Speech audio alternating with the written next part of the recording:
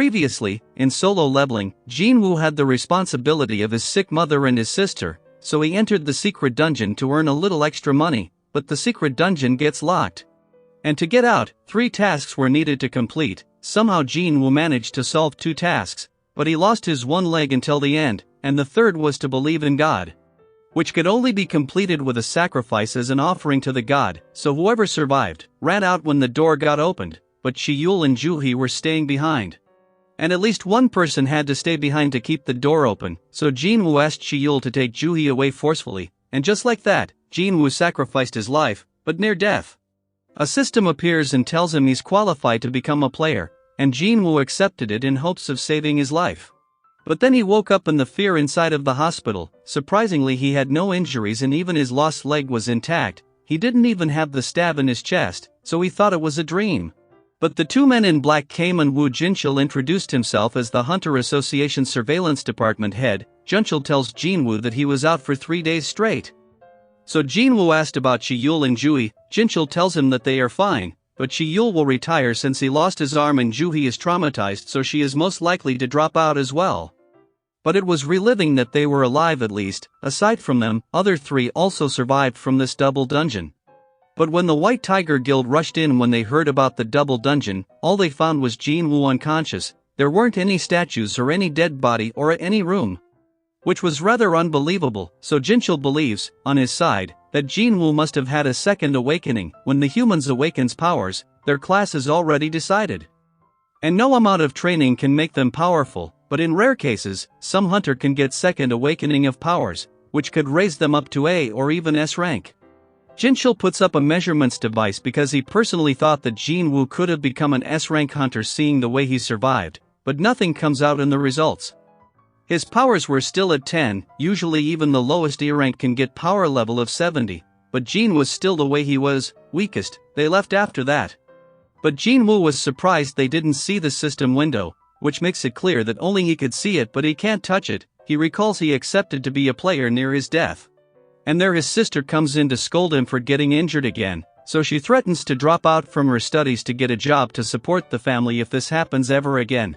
She was grumpy, so Jinwoo asks her about the system, but even she couldn't see anything. There was an unread message popping up, so Jinwoo asked Jina because she was a gamer.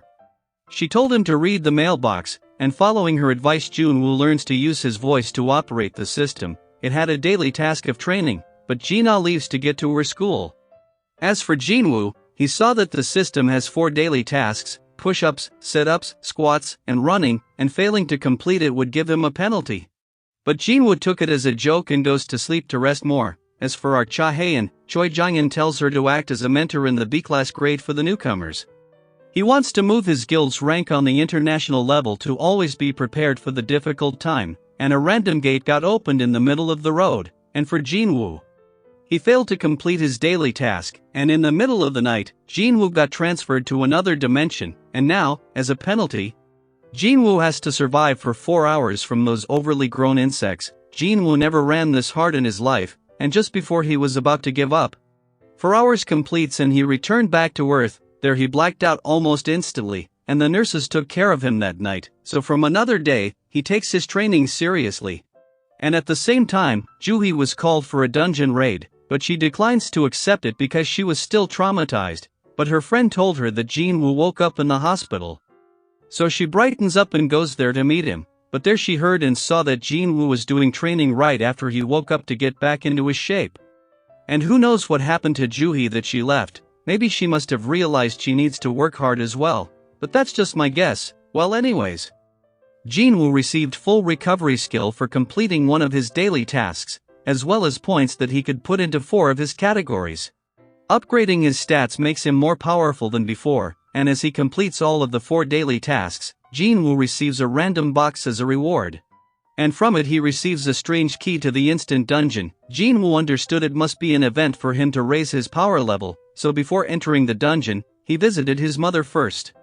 Her mother had caught a rare disease 4 years ago, and the doctor told him that it's called eternal sleep. It affects people who are exposed to mana, and there aren't any medicines for it, so the best way to keep them alive was life support, so Jinwoo worked hard to pay for medical bills. And one day he felt his awakening and checked that he was an E-rank hunter, so he told this to Gina because it solved their medical bills problem.